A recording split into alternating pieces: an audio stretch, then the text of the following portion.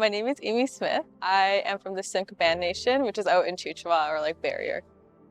I have been in Kamloops basically all my life. I was born here, I was raised here. I'm going into my third year for social work, and I am currently employed at Comente Sequamic. TRU is trying their best when it comes to the sensitive subjects.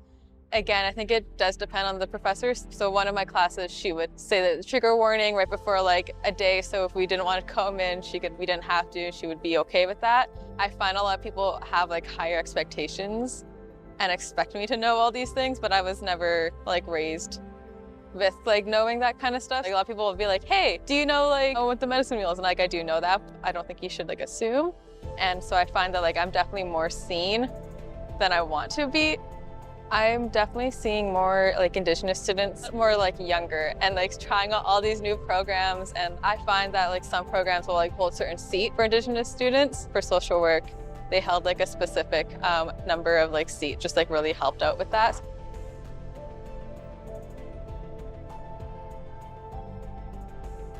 Tante, Drew Rose, Natiga Sun, Mikso Oti, Otinia. Hello, my name is Drew Rose. I'm from Red Pheasant Cree Nation of the Treaty 6 territory in Saskatchewan. My family and I have been humbled Indigenous guests in Kamloops for the last 17, 18 years. In my experience, Indigenous studies were presented, in a way that almost just checking the box. I think we have to do the work and really be genuine about what we're teaching. I believe that Indigenous ways of knowing and being isn't just something you can get from a book. You need that lived experience, you need to be on the land, and you need to be with those knowledge carriers and those elders to really understand, those Indigenous ways of knowing and being.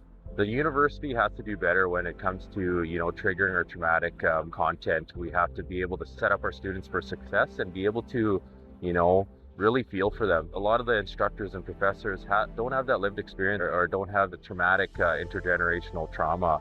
I think they have to do better to understand and maybe step back and reflect on, their students or those Indigenous students that are in there and their perspective and their understanding and how much it's affected them.